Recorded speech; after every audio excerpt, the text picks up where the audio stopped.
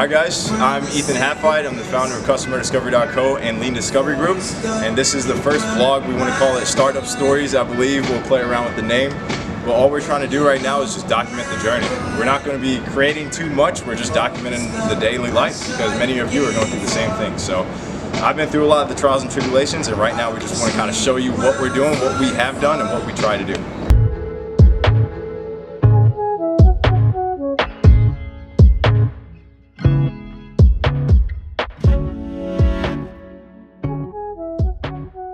Man, so this meeting you're going into, what do you got going on, man, as far as company-wise, and what's this going to lead to for your company?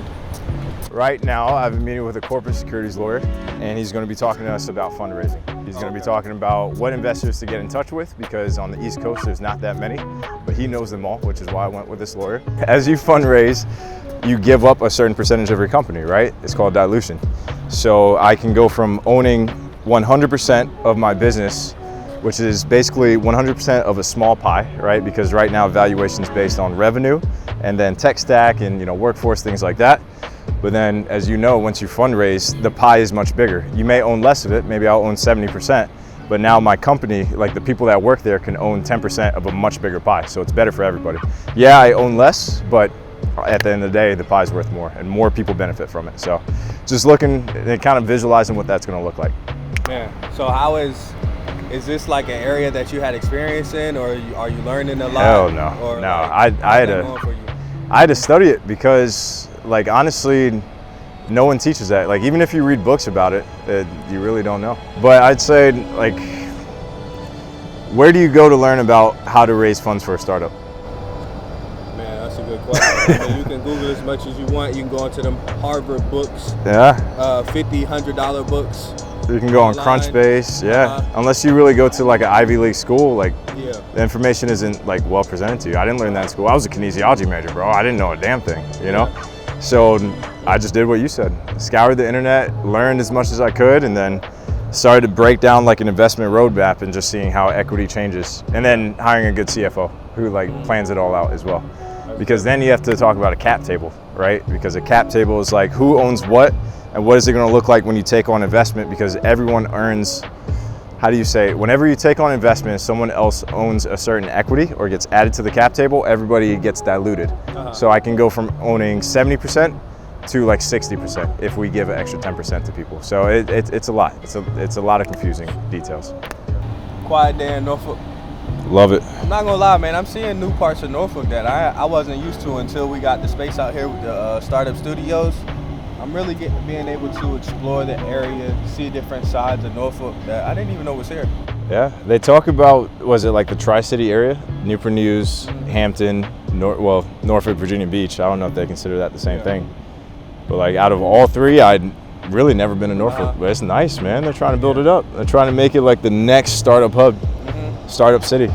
Yeah. Because right now, was it the tech migration? It's going from California to Texas and Miami.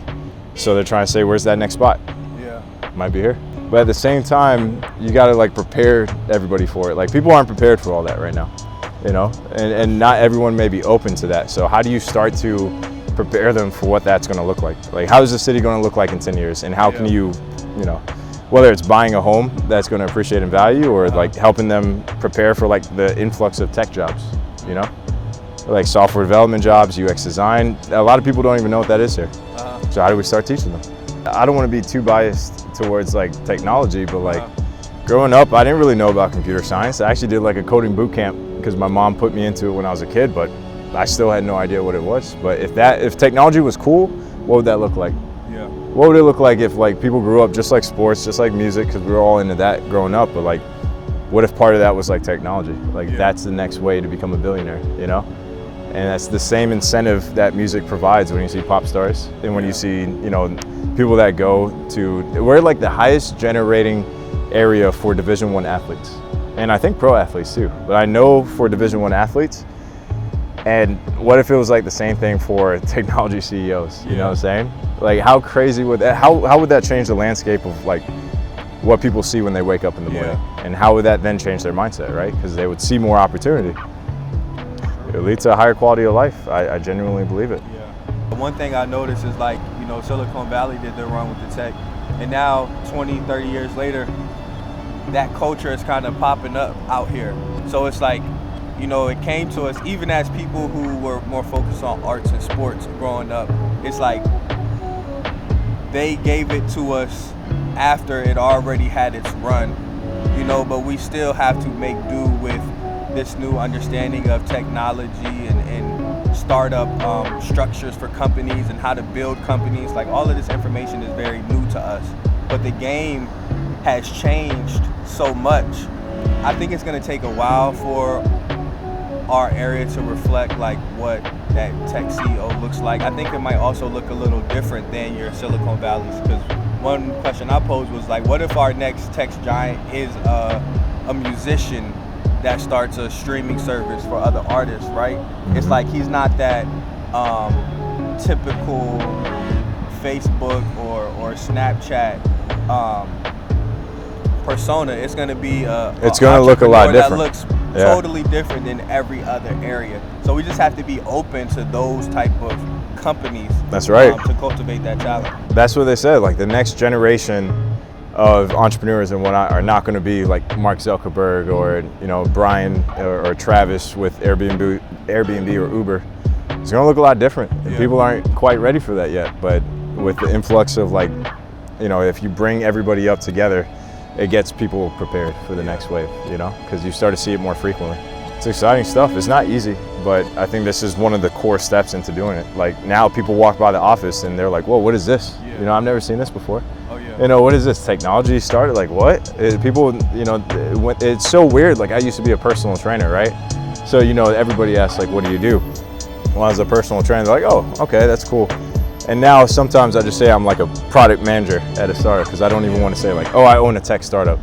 But every time I do say it, the response I get is just, it's crazy. I get treated so differently, and I hate it.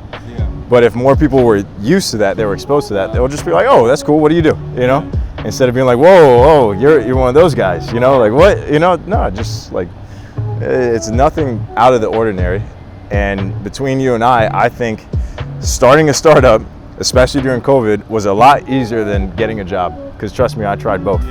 I tried both, and I flew out to Texas to try to get an associate product manager job, and they told me I didn't have enough experience. I started this startup, and at the same time now I have associate product managers working under me for different contracts. So like, it just doesn't quite make sense.